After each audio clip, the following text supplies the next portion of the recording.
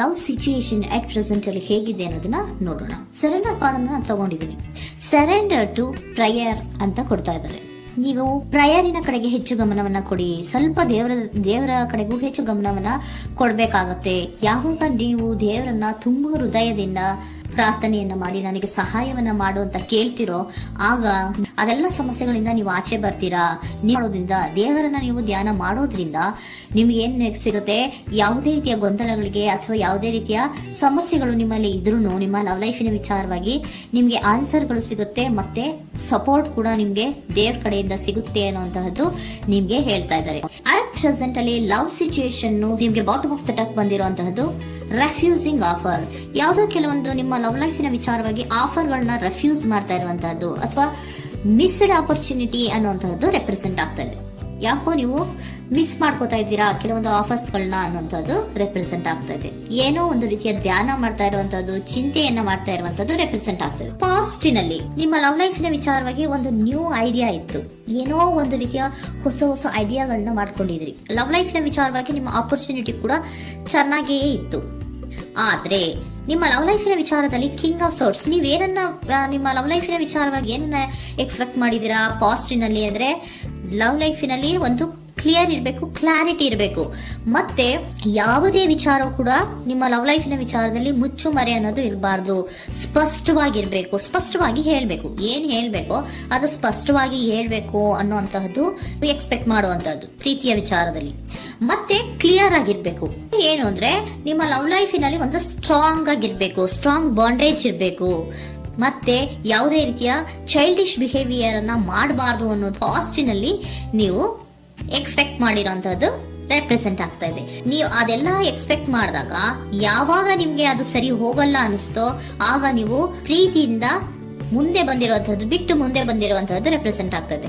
Most probably ನಿಮ್ಮ ಕೆಲವೊಬ್ಬರಿಗೆ ಈಗ ಆಲ್ರೆಡಿ ಕೆಲವೊಂದು ರೀತಿಯ ಬ್ರೇಕಪ್ ಗಳು ಆಗಿರಬಹುದು, ಕಮ್ಯುನಿಕೇಶನ್ ಇಲ್ಲದೆ ಇರುವಂತಹದ್ದು ರೆಪ್ರೆಸೆಂಟ್ ಆಗ್ತಾ ಇದೆ. ಮೋಸ್ಟ್ ಪ್ರಾಬಬಲಿ ನೀವು ಇವಾಗ ಇಬ್ರು ಕೂಡ ನೀವು ಮಾತಾಡದೆ ಇರುವಂತಹದ್ದು ರೆಪ್ರೆಸೆಂಟ್ ಆಗ್ತಾ ಇದೆ. ಸೊ ಯಾವುದೇ ರೀತಿಯ ಕಾಂಟ್ಯಾಕ್ಟ್ ಅಲ್ಲಿ ಇಲ್ಲದೆ ಇರುವಂತಹದ್ದು ರೆಪ್ರೆಸೆಂಟ್ ಆಗ್ತಾ ಇದೆ. ನೋಡಿ, ಮುಂದೆ ಬರ್ತಾ ಇರುವಂತಹದ್ದು ರೆಪ್ರೆಸೆಂಟ್ ಆಗ್ತಾ ಇದೆ. ಯಾಕೋ ತುಂಬಾ ಬೇಜಾರಲ್ಲಿ ಇರುವಂತಹದ್ದು. ಪಾಸ್ಟಿನಲ್ಲಿ ಕೂಡ ನೀವು ಲವ್ ಲೈಫಿನ ವಿಚಾರವಾಗಿ ಕೆಲವೊಬ್ರು ಬೇಜಾರಲ್ಲಿ ಇರುವಂತಹದ್ದು ರೆಪ್ರೆಸೆಂಟ್ ಆಗ್ತಾ ಇದೆ. ಯಾಕೋ ಕ್ಲಾರಿಟಿ ಇಲ್ಲ, ಕ್ಲಿಯರ್ ಆಗಿರ್ಬೇಕು, ಸ್ಪಷ್ಟವಾಗಿರ್ಬೇಕು, ಏನ್ ಮಾತಾಡಿದ್ರು ಅದರಲ್ಲಿ ಯಾವುದೇ ರೀತಿಯ ಮುಚ್ಚುಮರೆ ಇರಬಾರ್ದು ಅನ್ನೋದು ನೀವು ಎಕ್ಸ್ಪೆಕ್ಟ್ ಮಾಡುವಂತಹದ್ದು. ಪಾಸ್ಟಿನಲ್ಲಿ ಕೂಡ ನಿಮ್ಗೆ ಸ್ವಲ್ಪ ಬೇಜಾರುಗಳಾಗಿರುವಂತಹದ್ದು ರೆಪ್ರೆಸೆಂಟ್ ಆಗ್ತಾ ಇದೆ. ಅಟ್ ಪ್ರೆಸೆಂಟಿನಲ್ಲಿ the moon card, 9 of swords, 6 of swords ಬಂದಿದೆ. ಮೂನ್ ಕಾರ್ಡ್ ಏನನ್ನ ರೆಪ್ರೆಸೆಂಟ್ ಮಾಡುತ್ತೆ? ಇಲ್ಯೂಷನ್ ಅನ್ನ ರೆಪ್ರೆಸೆಂಟ್ ಮಾಡುತ್ತೆ, ಕೆಲವೊಂದು ರೀತಿಯ ಭ್ರಮೆಗಳನ್ನ ರೆಪ್ರೆಸೆಂಟ್ ಮಾಡುತ್ತೆ, ಆತಂಕಗಳನ್ನ ರೆಪ್ರೆಸೆಂಟ್ ಮಾಡುತ್ತೆ. ಮತ್ತೆ ನಿಮ್ಮ ಲವ್ ಲೈಫಿನ ವಿಚಾರದಲ್ಲಿ ಯಾವುದೇ ರೀತಿಯ ಸ್ಥಿರವಾಗಿ ಇಲ್ಲ, ಯಾವುದು ಕರೆಕ್ಟ್ ಆಗಿ ಇಲ್ಲದೆ ಇರುವಂತಹದ್ದು ನಿಮ್ಗೆ ರೆಪ್ರೆಸೆಂಟ್ ಆಗ್ತಾ ಇದೆ. ನೆಕ್ಸ್ಟ್ ಕಾರ್ಡ್ ಏನ್ ಬಂದಿದೆ? ಸೆಕೆಂಡ್ ಕಾರ್ಡ್ 9 of swords ಬಂದಿದೆ. ಇದರಲ್ಲೂ ಕೂಡ ನಿಮ್ಗೆ ಆತಂಕ ಇತ್ತು, ಇದರಲ್ಲೂ ಕೂಡ ಆತಂಕ ಇದೆ, ಭಯ ಇದೆ, ಕರೆಕ್ಟ್ ಆಗಿ ನೀವು ನಿದ್ರೆ ಮಾಡ್ತಾ ಇಲ್ಲ, ಯೋಚನೆ ಮಾಡ್ತಾ ಇರುವಂತಹದ್ದು ಈ ಎರಡೂ ಕಾರ್ಡ್ಗಳಲ್ಲೂ ರೆಪ್ರೆಸೆಂಟ್ ಆಗ್ತದೆ. ಇದರಲ್ಲೂ ಆತಂಕಗಳಿದೆ, ಇದರಲ್ಲೂ ಆತಂಕ.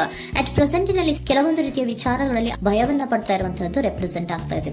6 of swords ಕೂಡ ಏನಾಗ್ತಾ ಇದೆ? ಮೂವಿಂಗ್ ಆನ್, ಮುಂದೆ ಹೋಗ್ತಾ ಇರುವಂತಹದ್ದು, ಬೇಜಾರಿಂದ ನೀವು ಮುಂದೆ ಹೋಗ್ತಾ ಇರುವಂತಹದ್ದು ರೆಪ್ರೆಸೆಂಟ್ ಆಗ್ತಾ ಇದೆ. ಅಟ್ ಪ್ರೆಸೆಂಟಿನಲ್ಲಿ ಯಾವುದೇ ರೀತಿಯ ಸಮಾಧಾನದಿಂದ ಇದ್ದಿರುವಂತಹದ್ದು ಈ ರೀಡಿಂಗ್ ಗಳಲ್ಲಿ ಕಾಣಿಸ್ತಾ ಇಲ್ಲ. ಓಕೆನಾ? ಟೇಕ್ ಇಟ್ ರೆಸೋನೇಟ್, ನಿಮ್ಗೆ ರೆಸೋನೇಟ್ ಆದ್ರೆ ಮಾತ್ರ ತಗೊಳ್ಳಿ. ನೆಕ್ಸ್ಟ್ ಕಾರ್ಡ್ ಇಮಿಡಿಯೇಟ್ ಫ್ಯೂಚರ್ ನ ಬಗ್ಗೆ ನೋಡೋದಾದ್ರೆ ನೈಟ್ ಆಫ್ ಸೋರ್ಸ್ ಬಂದಿದೆ.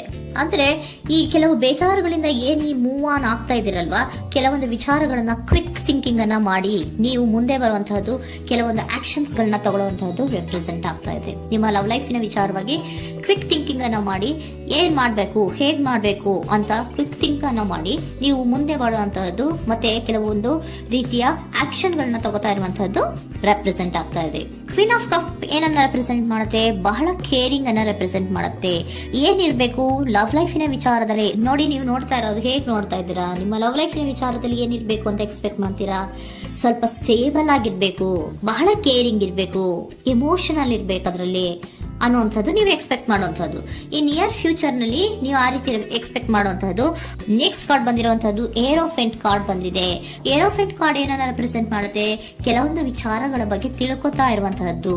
ಏನೋ ಕೆಲವು ವಿಚಾರಗಳ ಬಗ್ಗೆ, ನಿಮ್ಮ ಲವ್ ಲೈಫಿನ ವಿಚಾರಗಳ ಬಗ್ಗೆ ತಿಳ್ಕೊತಾ ಇದ್ದೀರಾ.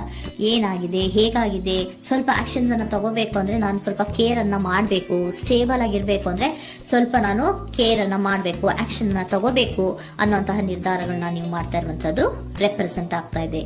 ಹಾಗಿದ್ರೆ ಏಂಜಲ್ ಗೈಡೆನ್ಸ್ ಏನ್ ಕೊಡ್ತಾರೆ? Are you ready? ನೀನು ರೆಡಿಯಾಗಿದ್ದೀರಾ ನೀವು ಅಂತ ಕೇಳ್ತಾ ಇದ್ದಾರೆ ಏಂಜಲ್ಸ್ ಗಳು. ಅಂದ್ರೆ ಏನು?